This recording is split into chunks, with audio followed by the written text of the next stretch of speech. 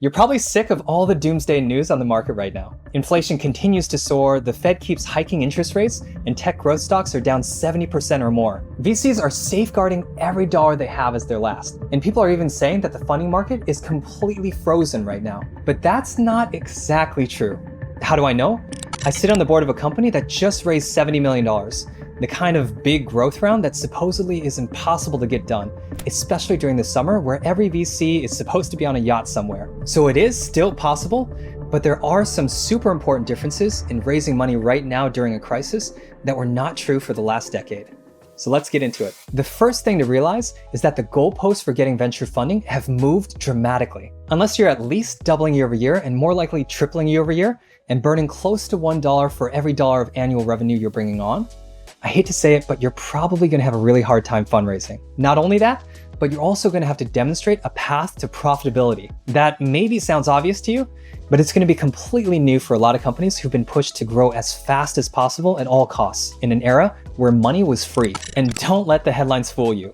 A lot of the deals you read about might have been done months or even a year ago and are just getting announced now. Because of that, the data on venture funding is seriously behind. But I have access to a little-known data set from Cooley, one of the top law firms representing startups that has real-time private data on current fundraising that no one else has. And the reality from that data is absolutely brutal. You can see the total amount of venture capital raised has fallen off a cliff.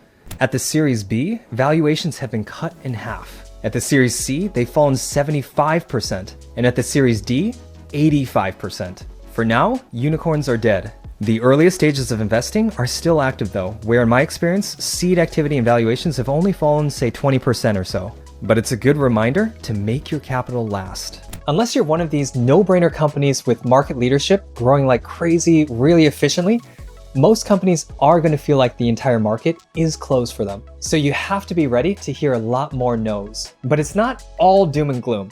And so that brings me to my second point, which is you should look beyond venture capital into alternative sources of funding. When times get tough and VCs disappear, a lot of private equity firms actually step up to the plate. You might not have heard of them, but there's a ton of these PE mid-market firms like SageView or JMI that may be much more likely to fund your startup. Since a lot of them are unknowns, you may need to do a lot of research to redo your target investor list and then figure out every possible angle you can to network to them, whether it's your own school alumni network or ex-work colleagues. And if you speak with a PE investor and they pass, ask them for interest to other investors so you're constantly expanding your network. And there are tons of strategic investors who've seen their industries transformed by technology and would love to be part of the action. Within healthcare, a lot of hospital systems are flush with cash.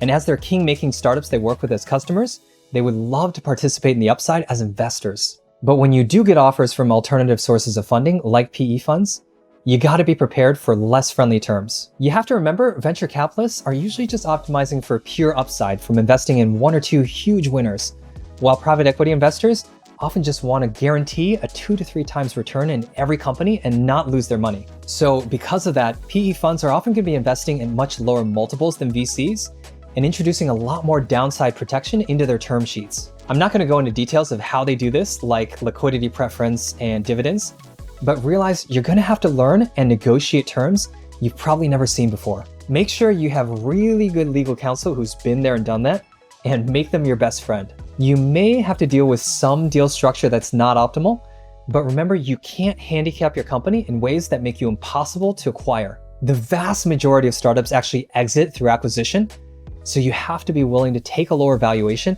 if it means you still retain the ability to control your own destiny on selling your company. And one more thing, realize that if you don't hit your numbers during the closing process, private equity investors may pull their term sheets.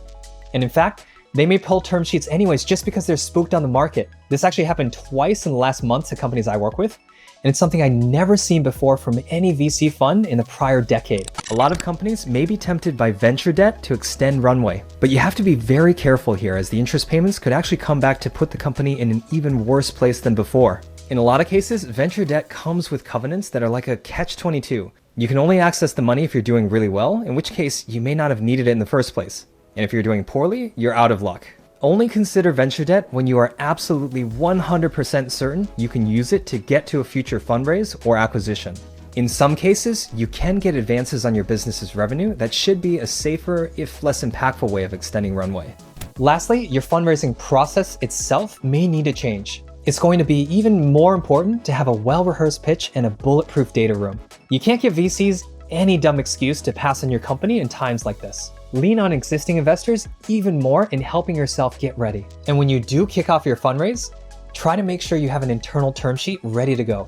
Go to your insiders and ask for an extension round now that you can then upsize with outside capital. That'll let you start your fundraise from a position of strength and create more competition to invest in your company. If you do get an outside firm to lead rather than an insider, expect there to be a lot more back and forth on valuation. I was shocked that every VC who put in a term sheet for this company I worked with called me as an insider just to ask how I would value the business. In times like this, there's just so much uncertainty that investors don't actually know what valuation makes sense. In the past, we've always coached founders to just say the market will determine the price.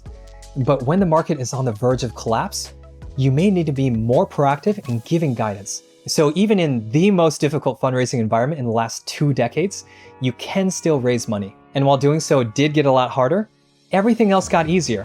You'll have less competition, it'll be easier to hire, and the opportunity to solve humanity's biggest problems with technology has never been greater. If you want to learn more about how not to just survive, but thrive during the downturn, check out this link video.